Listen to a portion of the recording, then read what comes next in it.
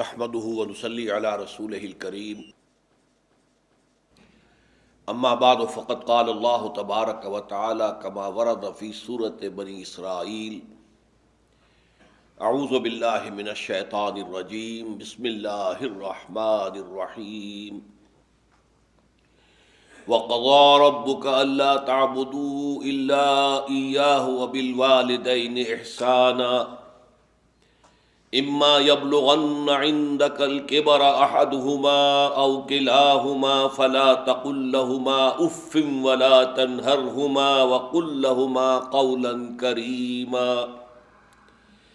واخفض لهما جناح الذل من الرحمة وقل رب ارحمهما كما ربياني صغيرا ربكم أعلم بما في نفوسكم ان تکونوا صالحین فإنہ کان للأوابین غفورا صدق اللہ العظیم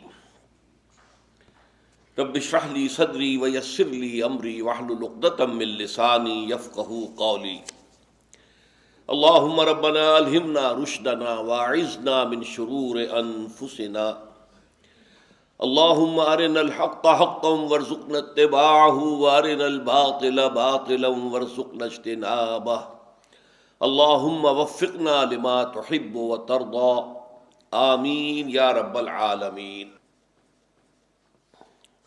معزز حاضرین اور محترم خواتین، مطالعہ قرآن حکیم کے جس منتخب نصاب کا ایک سلسلے وار درس ان مجالس میں ہو رہا ہے، آپ کو یاد ہوگا کہ اس کا پہلا حصہ 4 جامع اسباق پر مشتمل تھا۔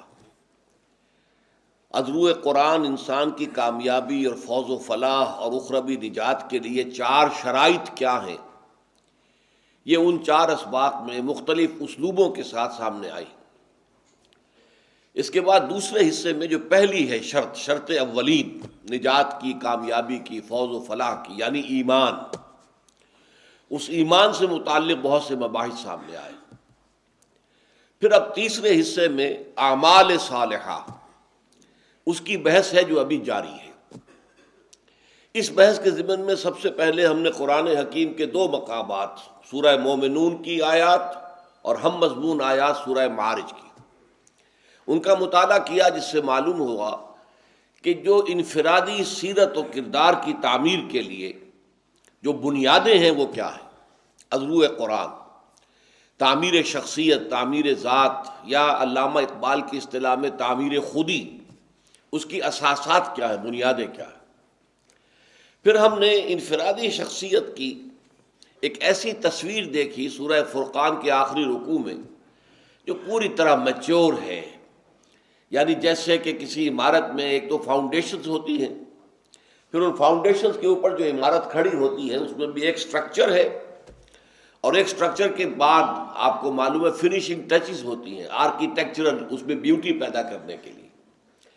تو بندہ مومن کی جو دل آویز شخصیت ہے، اس کے خد و خال یہ سورہ فرقان کے آخری رکوع کی روشنی میں ہمارے سامنے آئے۔ اس کے بعد سلسلہ شروع ہوا انسان کی اجتماعی زندگی کا۔ تو اجتماعی زندگی کا پہلا قدم کیا ہے؟ ایک مرد اور ایک عورت کے درمیان رشتہ ازدواج، کہ جس سے پھر آگے اولاد ہوتی ہے، پھر ایک خاندان کی شکل بنتی ہے۔ اور ظاہر بات ہے کہ معاشرہ کیا ہے، وہ خاندانوں کا اجتماع ہے۔ اگر پاکستان کی آبادی 14 کروڑ ہے اور آن دی ایوریج ایک خاندان کے 7 افراد لیں، تو اس کا مطلب ہے پاکستان کا معاشرہ 2 کروڑ خاندانوں پر مشتمل ہے۔ تو اس لیے وہ جو خاندانی زندگی کی بنیادیں ہیں، اس میں 2 انتہائیں سامنے آئیں سورہ طلاق میں۔ اگر یہ کہ شوہر اور بیوی میں ناچاقی ہو اور مزاج ان کے نہ مل سکیں، عدم موافقت ہو، تو سیپریشن، طلاق کا راستہ کھلا ہے، لیکن اس کے قواعد ہیں، ضوابط ہیں، طریقے ہیں، آداب ہیں، شرائط ہیں۔ اور دوسری انتہا یہ ہے کہ اتنی زیادہ محبت ہو جائے کہ اس سے شریعت کے احکام میں خلل پڑنے لگے، وہ بھی غلط ہے۔ تو اس پر ہم نے تفصیل سے سورہ تحریم کا مطالعہ کیا۔ اب ایک قدم ہم آگے چل رہے ہیں کہ ان خاندانوں سے جو معاشرہ وجود میں آتا ہے، اس معاشرے کے استحکام کے لیے کیا کیا بنیادیں ہیں، پھر اس معاشرے کے اندر ویلیوز کیا ہیں، وہ اقدار کیا ہیں جنہیں کہ پروموٹ کیا جائے گا. اگر اسلامی معاشرہ ہوگا تو کن چیزوں کو پروموٹ کیا جائے گا، کن چیزوں کی ترویج ہوگی، اشاعت ہوگی، تشویق ہوگی، ترغیب ہوگی. اور وہ سوشل ایونز کا کانسیپٹ کیا ہے کہ اس معاشرے میں سے ان ایونز کو ختم کیا جائے گا، بدیوں کا استحصال کیا جائے گا. اس موضوع پر یہ سورہ بنی اسرائیل کے جو 2 رکوع ہیں، تیسرا اور چوتھا، یہ نہایت جامع ہے، نہایت اہم ہے قرآن مجید کے اندر. معاشرتی زندگی کے خد و خال، استحکام معاشرہ کے لیے کیا کیا تدابیر ہیں، اور اس کو پاک صاف رکھنے کے لیے کیا اقدامات لازمی ہیں. یہ جو 2 رکوع ہیں، ان کے بارے میں حضرت عبداللہ ابن عباس رضی اللہ تعالی عنہما کا یہ قول ہمیں ملتا ہے کہ یہ در حقیقت تورات میں جو 10 کمانڈمنٹس دیے گئے تھے بنی اسرائیل کو، یہ ان کا قرآنک ورشن ہے. قرآن مجید میں وہ 10 کمانڈمنٹس، یہ کرو یہ نہ کرو، یہ کرو یہ نہ کرو، 10 احکام عشرہ مشہور ہیں تورات کے، کہ جو پتھر کی سلوں کے اوپر لکھ کر اللہ تعالیٰ نے اور حضرت موسیٰ علیہ السلام کو کوہ طور پر عطا کر دیے تھے. دی 10 کمانڈمنٹس، احکام عشرہ. وہ احکام عشرہ جو ہے در حقیقت انہی کی ایک تعبیر ہے جو قرآن مجید میں ان آیات کے ذریعے سے ہو رہی ہے. اور یہ نوٹ کر لیجئے کہ اس وقت تک نوع انسانی جو تمدن کا آخری ارتقائی مقام ہے، ریاست، اس تک نہیں پہنچی تھی. ابھی معاشرہ ہی گویا کہ سب سے بڑی شے تھی، معاشرہ، سوسائٹی. آج کی دنیا میں آپ کو معلوم ہے کہ سوسائٹی سے اوپر اسٹیٹ کا کانسیپٹ ہے، وہ ایک منظم ادارہ ہے، اس کی ایک دستور کی حیثیت ہوتی ہے، اس کے اندر تمام بنیادی امور طے کیے جاتے ہیں کہ لوگوں کا معاملات آپس میں کس طور سے چلیں گے، فیصلے کیسے ہوں گے، قانون کیسے بنیں گے. تو وہ جو ریاست کی سطح پر اسلام کی جو ہدایت اور رہنمائی ہے، وہ پھر اس سے اگلا سبق ہے سورہ حجرات، کہ جو ملی اور ریاستی سطح پر اسلام کی تعلیمات کی نہایت جامع صورت ہے. اب ہم شروع کر رہے ہیں سورہ بنی اسرائیل کا 3را رکوع. اس میں سب سے پہلے فرمایا جو دین کی بنیادی تعلیم ہے، وَقَضَىٰ رَبُّكَ أَلَّا تَعْبُدُوا إِلَّا إِيَّاهُ. اے نبی، آپ کے رب نے یہ فیصلہ کر دیا ہے، طے کر دیا ہے کہ تم نہیں پوجو گے کسی کو سوائے اس کے. یعنی عبادت اللہ کے سوا کسی کی نہیں ہے. توحید فی العبادہ، اور توحید فی العبادہ پر ہم پڑھ چکے اس سے پہلے کہ یہ در حقیقت 2 حصوں میں منقسم ہوگی. توحید فی الاطاعت، اللہ کے احکام کی اطاعت کاملہ، اور اللہ کے کسی حکم کے خلاف کسی کے حکم کو نہ ماننا. والدین کا حکم مانو بشرطے کہ وہ اللہ کے حکم کے خلاف نہ ہو. اگر اللہ کے حکم کے خلاف حکم دے مت مانو. حکام کا کہنا مانو بشرطے کہ وہ اللہ کے حکم کے خلاف نہ ہو. اگر حکام کا کہنا جو ہے وہ اللہ کے حکم کے خلاف ہو تو مت مانو. لا طاعہ ولا سمع، نہ سنیں گے نہ اطاعت کریں. اور نمبر 2 ہے توحید فی المحبہ، محبت کی توحید. اللہ سے بڑھ کر کوئی محبوب نہ رہے. والذین آمنوا اشد حبا للہ. تو توحید فی الاطاعت اور توحید فی المحبہ، محبت، یہ دونوں جمع ہوتی ہیں تو توحید فی العبادت بنتی ہے. اسی پر یہ سورہ بنی اسرائیل کا جوڑا ہے سورہ کہف، اس کی جو آخری آیت ہے فَمَنْ كَانَ يَرْجُو لِقَاءَ رَبِّهِ فَلْيَعْمَلْ عَمَلًا صَالِحًا وَلَا يُشْرِكْ بِعِبَادَةِ رَبِّهِ أَحَدًا. جو کوئی شخص بھی اپنے رب سے ملاقات کا امیدوار ہے، اسے نمبر 1 دیکھنا چاہیے کہ اس کے اعمال اچھے ہوں، درست ہوں، اور دوسرے یہ کہ وہ اللہ کی عبادت میں کسی اور کو شریک نہ کرے.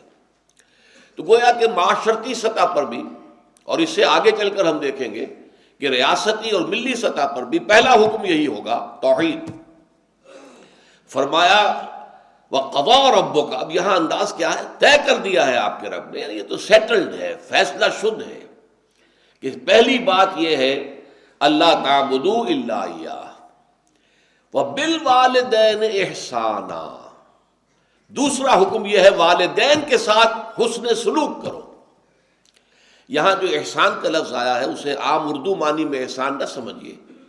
اردو معنی میں احسان ہے کسی کے ساتھ کوئی بھلائی کرنا اور اس کے ساتھ جو ہے کوئی اس پر احسان دھرنا جسے کہتے ہیں ہم، اس عربی زبان میں احسان کے لفظی معنی یہ نہیں ہے، خوبصورت انداز میں طرز عمل جو ہے اچھا ہو، عمدہ ہو۔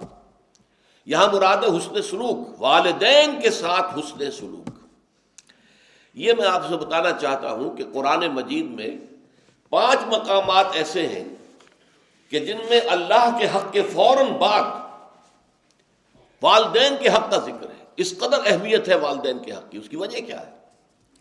پہلی بات تو یہ ہے کہ انسان پر واقعتاً سب سے بڑا احسان تو اللہ کا ہے۔ اللہ نے ہمیں پیدا کیا، ورنہ ہمارا وجود ہی نہ ہوتا۔ پھر یہ کہ اللہ ہی نے ہماری ساری ضروریات کا جو ہے وہ اہتمام فرما دیا، ساری چیزیں دنیا میں پیدا کر دی جن کی ہمیں ضرورت پیش آنی تھی، یہ اس کا احسان ہے۔ لیکن ان کے بعد، اللہ کے بعد سب سے بڑا احسان والدین کا ہے۔ اللہ خالق ہے ہمارا، لیکن وجود میں آنے کا ذریعہ تو والدین بنے ہیں نا۔ رب اور پالن ہار پروردگار تو اللہ ہے، لیکن اس کی ربوبیت کا مظہر، ذریعہ، وہ تو والدین کی ربوبیت ہے۔ والدین نے پالا پوسا ہے، ماں نے اپنے پیٹ میں رکھا ہے 9 ماہ تک، اور پھر اپنی چھاتیوں سے اپنے جسم کی توانائی جو ہے وہ نچوڑ کر دودھ کی شکل میں پلائی ہے 2 سال تک۔ تو کتنا بڑا احسان ہے۔ والد نے بھاگ دوڑ کر کے اس کی اور ماں کی، دونوں کی جو معاش کی ضروریات ہیں وہ فراہم کی ہیں، اور شفقت اور محبت والدین کی ہے کہ جس کے تحت اس کا یہ سارا پروان چڑھنا ممکن ہوا ہے۔ تو حق کا معاملہ جہاں بھی آئے گا تو والدین کا حق اللہ کے حق کے فوراً بعد۔ اب دیکھیے یہ بھی ترتیب کی بات ہوتی ہے، جیسا کہ میں نے جو دوسرا سبق تھا آیا بر کا تو عرض کیا تھا کہ اگر تو اطاعت کی بات ہوگی تو اللہ کے بعد رسول، محبت کی بات ہوگی اللہ کے بعد رسول، اسی طریقے سے ارکان اسلام کی بات ہوگی تو کلمہ شہادت کے بعد فوراً نماز، لیکن وہاں نیکی کی بات ہو رہی تھی تو ایمان کے فوراً بعد وَآتَ الْمَالَ عَلَىٰ حُبِّهِ ذَوِي الْقُرْبَىٰ وَالْيَتَامَىٰ وَالْمَسَاكِينَ وَابْنَ السَّبِيلِ، یہ مقدم ہو گیا۔ تو موضوع کے اعتبار سے ترتیب و تقدیم بدل جاتی ہے۔ اطاعت کی بات ہوگی تو اطیعوا اللہ واطیعوا الرسول، اطاعت کرو اللہ کی اور اطاعت کرو اس کے رسول کی صلی اللہ علیہ وسلم۔ محبت کی بات ہوگی تو اللہ کی محبت کے بعد رسول کی محبت، لیکن حقوق کی بات ہوگی تو اللہ کے حق کے فوراً بعد والدین کا حق۔ چنانچہ دیکھیے سب سے پہلے سورہ بقرہ میں آیا ہے وَإِذْ أَخَذْنَا مِيثَاقَ بَنِي إِسْرَائِيلَ لَا تَعْبُدُونَ إِلَّا اللَّهَ وَبِالْوَالِدَيْنِ إِحْسَانًا وَذِي الْقُرْبَىٰ وَالْيَتَامَىٰ وَالْمَسَاكِينِ وَقُولُوا لِلنَّاسِ حُسْنًا۔ یاد کرو جب کہ اللہ تعالیٰ نے بنی اسرائیل سے ایک عہد لیا تھا۔ وہ عہد کیا تھا؟ نمبر 1 لا تعبدون الا اللہ، وہی بات جو ہم یہاں پڑھ رہے ہیں وَقَضَىٰ رَبُّكَ أَلَّا تَعْبُدُوا إِلَّا إِيَّاهُ۔ نمبر 2 وَبِالْوَالِدَيْنِ إِحْسَانًا، والدین کے ساتھ حسن سلوک، نیک سلوک۔ اس کی اصل میں آپ حکمت بھی سمجھ لیجئے، حکمت کیا ہے؟ حکمت یہ ہے کہ والدین کے ساتھ اگر حسن سلوک کا کسی معاشرے میں رواج ہے تو والدین بھی اپنے پورے اطمینان کے ساتھ، طمانینت قلبی کے ساتھ اپنے آپ کو اولاد میں انویسٹ کر دیں گے۔ کسی معاشرے میں اگر شکل یہ ہو جائے کہ نوجوان جو ہیں وہ اپنے بوڑھے والدین کے ساتھ حسن سلوک نہ کریں تو پھر والدین بھی بچ بچ کر چلیں گے، وہ اپنے آپ کو کلیتاً اپنی اولاد میں انویسٹ نہیں کریں گے، اپنے بڑھاپے کے لیے کچھ بچا کے رکھیں گے، کیا پتہ اولاد کیا ہمارے ساتھ سلوک کرے، تو ہمیں اپنے بڑھاپے کے لیے کچھ پہلے سے انتظام کر لینا چاہیے۔ وہ جو گہری محبت ہوتی ہے کہ جس کے ساتھ والدین اپنی جوانی کی توانائیاں جو ہیں وہ کھپاتے ہیں اپنی اولاد کو پروان چڑھانے میں، اور انہیں اطمینان ہوتا ہے کہ ہم اگر بوڑھے ہوں گے تو ہماری دیکھ بھال کرنے والی ہماری یہ اولاد ہوگی، یہ ہمارے بڑھاپے کا سہارا بنیں گے، یہ ہماری ضعیفی کی لاٹھی بنیں گے۔ اور جب یہ شکل ہوتی ہے تو خاندان کا ادارہ مضبوط ہوتا ہے۔ کسی معاشرے میں اگر یہ شکل نہ رہے، والدین کو یہ توقع نہ ہو کہ اولاد ہماری خبر گیری کرے گی ہمارے بڑھاپے کی زندگی میں، تو پھر وہ بھی اپنے آپ کو اس طور سے اپنے اولاد کے اوپر لگائیں گے نہیں، بلکہ بچا کر رکھیں گے۔ یہ صورتحال آج مغرب کے معاشرے میں ہمیں نظر آتی ہے. لڑکے 13-14 برس کے ہو جائیں تو نکل جاؤ گھر سے، جاؤ اپنے پاؤں پر کھڑے ہو جاؤ. لڑکیاں 16 برس کی ہو جائیں نکل جاؤ، خود معاش اپنی تلاش کرو جہاں تمہیں، ہاں جب تک کوئی تمہارا رین بسیرا نہیں ہے رات کو یہاں آ کے سو جایا کرو، ٹھیک ہے، ورنہ اپنا رین بسیرا بھی اور بناؤ. وہ پھر اپنی ساری جو بھی ہے انکم بچا کر رکھتے ہیں اپنے بڑھاپے کے لیے. لہٰذا ظاہر بات ہے کہ پھر اولاد کے اندر وہ محبت کہاں سے آ جائے گی والدین کے لیے. تو یہ صورتحال جو مغرب کے معاشرے میں جو معاشرہ برباد ہوا ہے، تباہ ہوا ہے، اسی لیے پھر وہ کیا کرتے ہیں کہ بوڑھے والدین کو لے جا کے اولڈ ہاؤسز کے اندر ڈپازٹ کر دیتے ہیں، اور وہ والدین ترستے رہتے ہیں، کبھی بچوں کی شکل دیکھنی نصیب نہیں ہوتی. آپ کو معلوم ہونا چاہیے کہ مغرب میں یہ جو کرسمس کا تہوار ہے اس کی اصل اہمیت کس اعتبار سے باقی رہ گئی ہے، کوئی مذہبی اہمیت نہیں ہے، کہ توقع ہوتی ہے بوڑھے والدین کو کہ کم سے کم اس موقع پر تو بیٹے بیٹیاں کہیں آ کر ہمیں دیکھ لیں گے، ہم سے مل جائیں گے، ہمیں ان کی شکلیں دیکھنی نصیب ہو جائیں گی. اور اکثر و بیشتر وہ مایوسی بھی ہوتی ہے کہ کرسمس میں بھی کوئی نہیں آتا پوچھنے کے لیے. یہ ہے حکمت.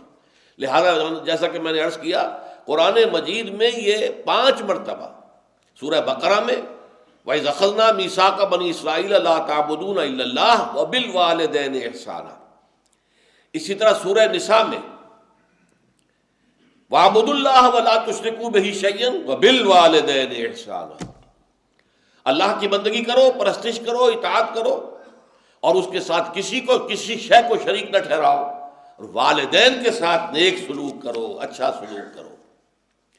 پھر سورہ انعام میں فرمایا ہے قُلْ تَعَالَوْا أَتْلُ مَا حَرَّمَ رَبُّكُمْ عَلَيْكُمْ أَلَّا تُشْرِكُوا بِهِ شَيْئًا وَبِالْوَالِدَيْنِ إِحْسَانًا.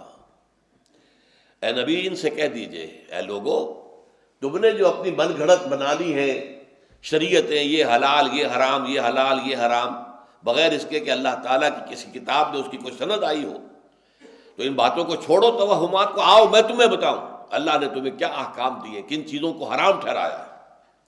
قُلْ تَعَالَوْا أَتْلُ مَا حَرَّمَ رَبُّكُمْ عَلَيْكُمْ. آؤ میں تمہیں بتاؤں تمہارے رب نے تم پر کیا کیا چیزیں حرام کی ہیں. اللہ تشرکوا بہ شیئا وبالوالدین احسانا، اللہ کے ساتھ کسی اور کو شریک نہ ٹھہرانا، اور والدین کے ساتھ حسن سلوک. تو یہ میں نے چند مثالیں آپ کو بتا دی ہیں کہ قرآن مجید میں. پھر یہ بنی اسرائیل کا جو ہم پڑھ رہے ہیں ابھی، یہ 3واں رکوع ہے، اور حضرت ابن عباس رضی اللہ تعالی عنہما کا میں قول آپ کو سنا چکا ہوں کہ یہ در حقیقت احکام عشرہ جو تھے، 10 کمانڈمنٹس، یہ ان کا قرآنک ورشن ہے. وَقَضَىٰ رَبُّكَ أَلَّا تَعْبُدُوا إِلَّا إِيَّاهُ وَبِالْوَالِدَيْنِ إِحْسَانًا. اس موضوع پر والدین کے حقوق کے ساتھ کے اعتبار سے یہ قرآن مجید کا ذروۂ سنام ہے. یہ مقام اما یبلغن عندک الکبر احدہما او کلاہما، اگر ان میں سے کوئی ایک یا دونوں تمہارے پاس بڑھاپے کی عمر کو پہنچ ہی جائیں. اما یبلغن عندک، تمہارے پاس پہنچ جائیں اگر ان میں سے احدہما، ان میں سے کوئی ایک، او کلاہما، یا دونوں. تو اب دیکھیے احکام کیا ہیں. بوڑھے والدین، فلا تقل لہما اف. نمبر 1، انہیں اف تک مت کہو. اف کیا ہے؟ بڑی چھوٹی سی شے، کوئی حقارت آمیز شے، ناخن جو تراش دیے جاتے ہیں ان کو بھی اف کہتے ہیں. اتنی سی چھوٹی بات بھی ان سے نہ کہو کہ ان کی گستاخی جو ہے اس درجے میں ہو رہی ہو. جیسے کہ یہ تراشے ہوئے ناخن ہے، اس درجے میں بھی کوئی گستاخی ان کے سامنے نہ کرو. فلا تقل لہما اف.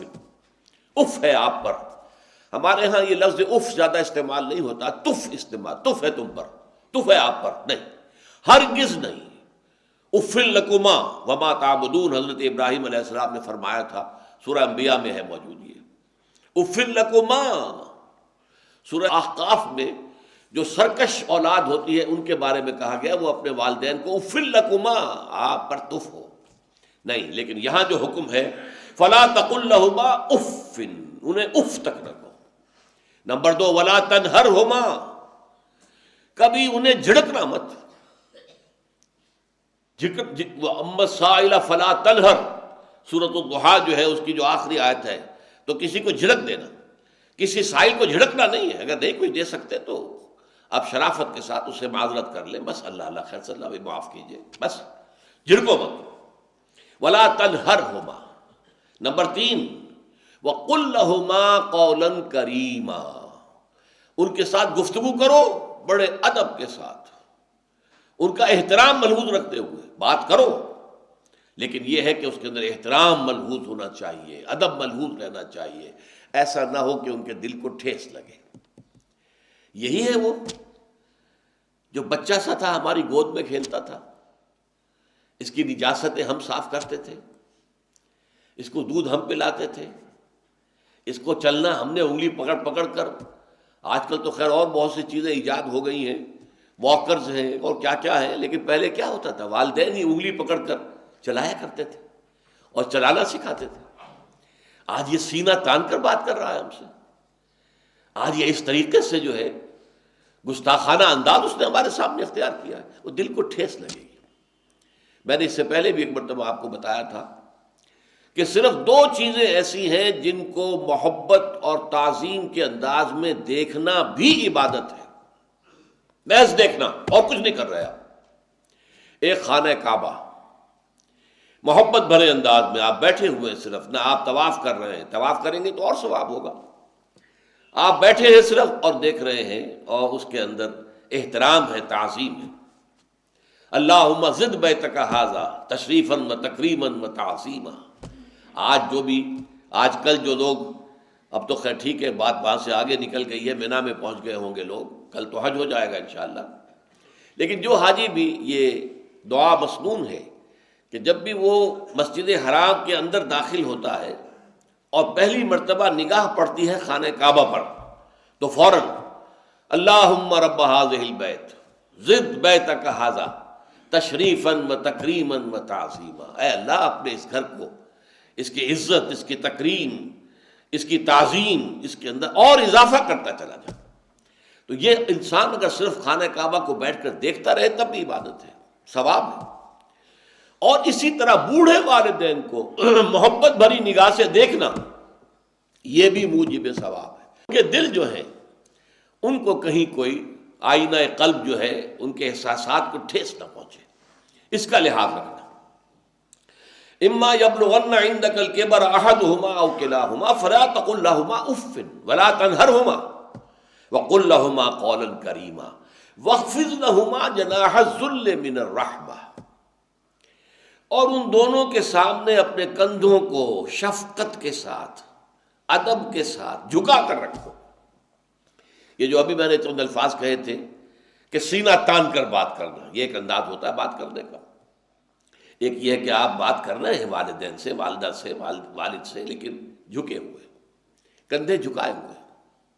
اب یہ بھی 2 ہی باتیں ہیں، یا والدین کے سامنے کندھے جھکانے ہیں، یا پھر حضور سے کہا گیا ہے اے نبی آپ اہل ایمان کے لیے وخفض جناحک للمؤمنین، یہ مومن جو ایمان لائے ہیں ہمارے نیک بندے ہم پر، چاہے وہ غریب ہیں، فقیر ہیں، چاہے وہ غلام ہیں، مسکین ہیں، آپ اپنے کندھے ان کے سامنے جھکائیے۔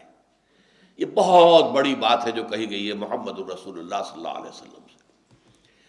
آپ ان کے سامنے وخفض جناحک للمؤمنین، اہل ایمان کے لیے اپنے کندھے جھکائیے، جھکا کر رکھیے، ان کا احترام کیجیے۔ حالانکہ اصل احترام تو حضور کا ہے، وہ تو جب ہم پڑھیں گے سورہ حجرات تو جا کے معلوم ہوگا کہ کس درجے احترام ملحوظ رہنا چاہیے حضور کا صلی اللہ علیہ وسلم۔ لیکن یہاں نوٹ کیجئے وَخْفِضْ لَهُمَا جَنَاحَ الذُّلِّ مِنَ الرَّحْمَةِ، اور اس سب کے بعد بھی وَقُلْ رَبِّ ارْحَمْهُمَا كَمَا رَبَّيَانِي صَغِيرًا، اور یہ دعا کرتے رہا کرو اے رب ہمارے ان دونوں پر، میرے والدین پر رحمت فرما، رحم کر، جیسے کہ انہوں نے مجھے پالا پوسا جبکہ میں چھوٹا سا تھا۔ اب دیکھیے یہاں لفظ کیا آیا، ربیانی، رب، اللہ تعالیٰ رب ہے حقیقی، وہ ہے اصل میں پالن ہار، ساری چیزیں اس کی پیدا کردہ ہے۔ ماں باپ کے دل میں بھی محبت اور شفقت تو اسی نے ڈالی ہے، ماں کی چھاتیوں میں دودھ تو اسی نے بنایا، پیدا کیا ہے، تو اصل رب تو وہ ہے۔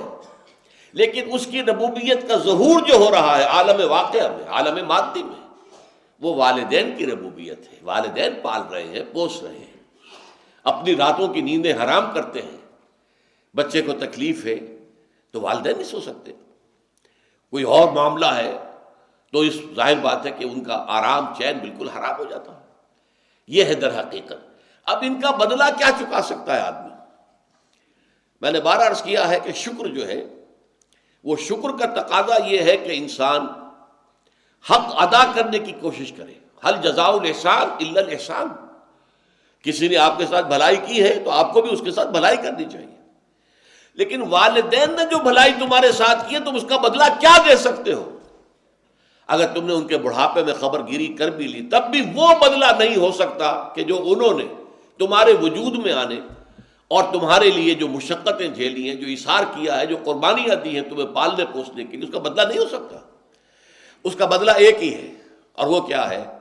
اللہ سے دعا کیا کرو، وَقُلْ رَبِّ ارْحَمْهُمَا كَمَا رَبَّيَانِي صَغِيرًا، پروردگار ان دونوں پر رحم فرما، رحمت نازل فرما، ان کی مغفرت فرما، ان کے درجات بلند کر، ان کی غلطیوں سے درگزر فرما، ان کے گناہوں کو بخش دے، ان کی غلطیوں سے چشم پوشی اختیار فرما پروردگار۔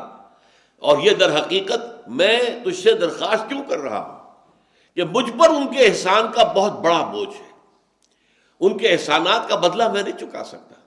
وَقُلْ رَبِّ ارْحَمْهُمَا كَمَا رَبَّيَانِي صَغِيرًا، اور کہا کرو اے رب ہمارے، اے رب میرے ان والدین کے اوپر، بوڑھے والدین پر رحم فرما۔